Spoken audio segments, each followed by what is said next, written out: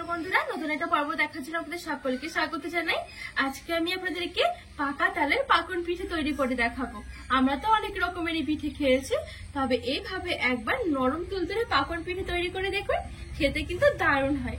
তো বন্ধুরা চলুন আমি খুবই সহজভাবে তৈরি করে দেখাবো, আশা করছি আপনাদের অনেক ভালো লাগবে। তো এইবারে আমি গ্যাসের উপরে একটা কড়াই বসিয়ে দিয়েছি। এইবারে আমি কড়াইয়ের মধ্যে দিয়ে দেবো, এখানে আমি নিয়েছি 1 বাটি মতন তালের কাঠ।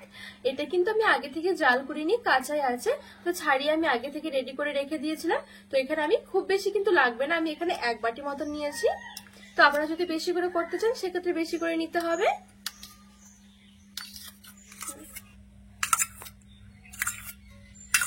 সামান্য একটু লবণ দিয়ে দিচ্ছি।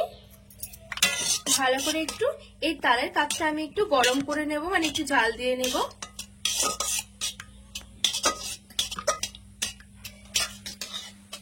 তো এখানে খুব সুন্দর করে কিন্তু এই তালটা গরম হয়ে গেছে।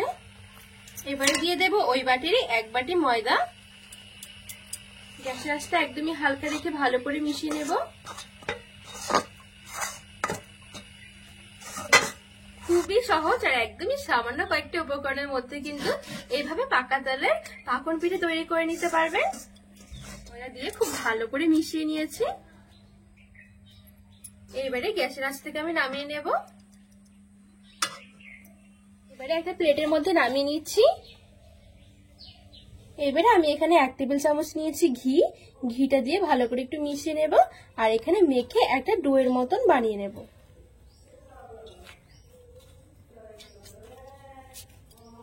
তো এখানে আমি খুব সুন্দর করে মেখে একটা ডোয়ের মতন তৈরি করে নিয়েছি। এবারে আমি এখান থেকে ছোট ছোট করে সমান ভাগ করে এরকম করে একটু ছোট লেচি বের করে নেব।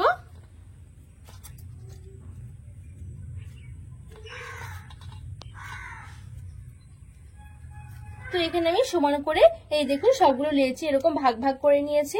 এবারে এখান থেকে একটা লেচি নিয়ে নিচ্ছি, হাতের মধ্যে রেখে একটু গোল করে নেব।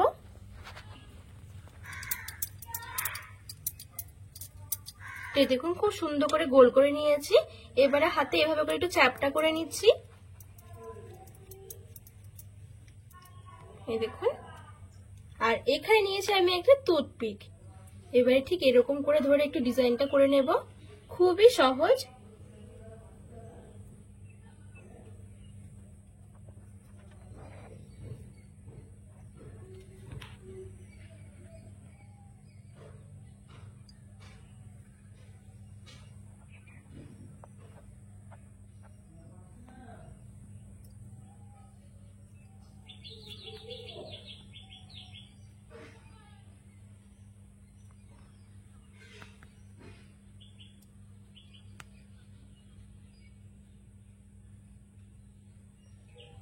তো এই দেখুন বন্ধুরা, এখানে আমার খুবই সহজভাবে দেখুন একটা পাকন পিঠে হয়ে গেছে।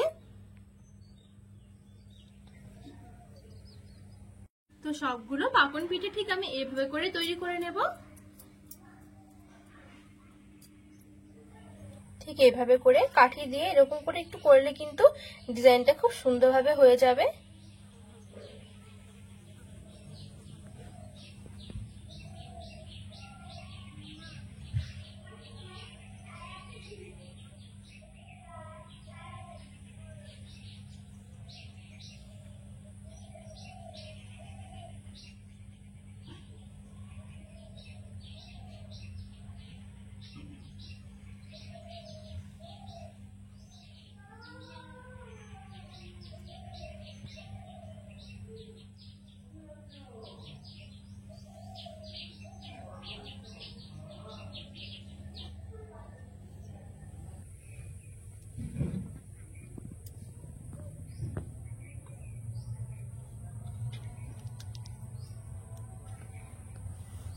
তো বন্ধুরা, এখানে আমি সবগুলো পাকন পিঠে খুব সুন্দরভাবে রেডি করে নিয়েছি। আর এদিকে আমি এই পাকন পিঠে ভাজার জন্য কিছুটা তেল হালকা করে গরম করে নিয়েছি, একদমই কুসুম গরম। এবারে আমি পিঠেগুলো তেলের মধ্যে দিয়ে দেব।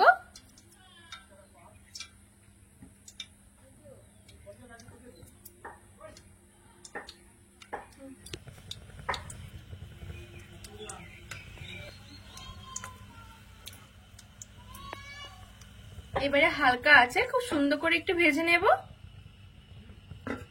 আর এখানে কিন্তু পিঠেগুলো ভাজতে একদমই সময় লাগবে না, খুবই অল্প সময়ের মধ্যে কিন্তু ভাজা হয়ে যাবে।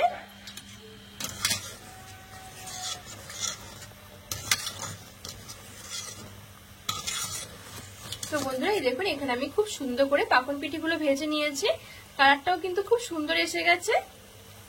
তো এবার আমি তেল থেকে তুলে নেব।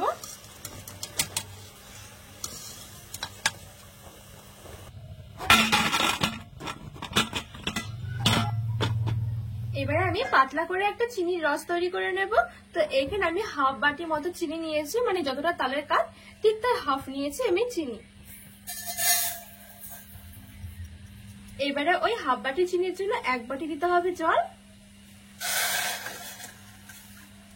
দিয়ে দিচ্ছি 2টো এলাচ। ভালো করে এবার চিনিটা আমি গলিয়ে নেব।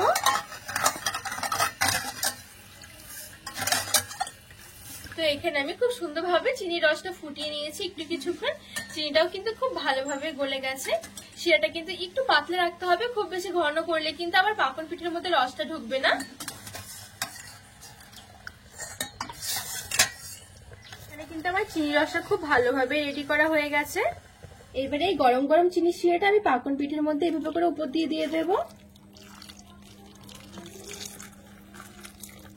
ভালো করে একটু মিশিয়ে নেব। এবারে ঢাকা চাপা দিয়ে রেখে দেবো আমি 30 মিনিট। 30 মিনিটের মধ্যে কিন্তু খুব সুন্দরভাবে পিঠের মধ্যে রসটা ঢুকে যাবে। তো 30 মিনিট পর আপনাদেরকে দেখাচ্ছি যে পিঠেগুলো কেমন হয়েছে। তো বন্ধুরা এই দেখুন এখানে আমার সবগুলো পাকন পিঠে খুব সুন্দরভাবে তৈরি করা হয়ে গেছে।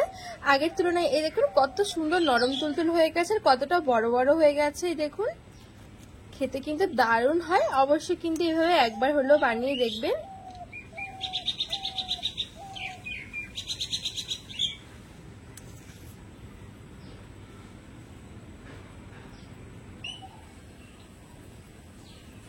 তো বন্ধুরা আজকে তালের পাকন পিঠের রেসিপি কেমন লেগেছে অবশ্যই কিন্তু কমেন্ট করে জানাবেন। আর আপনারা কিন্তু ঝটপট এভাবে একবার হলো বানিয়ে দেখবেন, খেতে কিন্তু দারুণ লাগে। তো রেসিপি ভালো লাগলে চ্যানেলটিকে সাবস্ক্রাইব করে পাশে থাকা অনুরোধ রইল।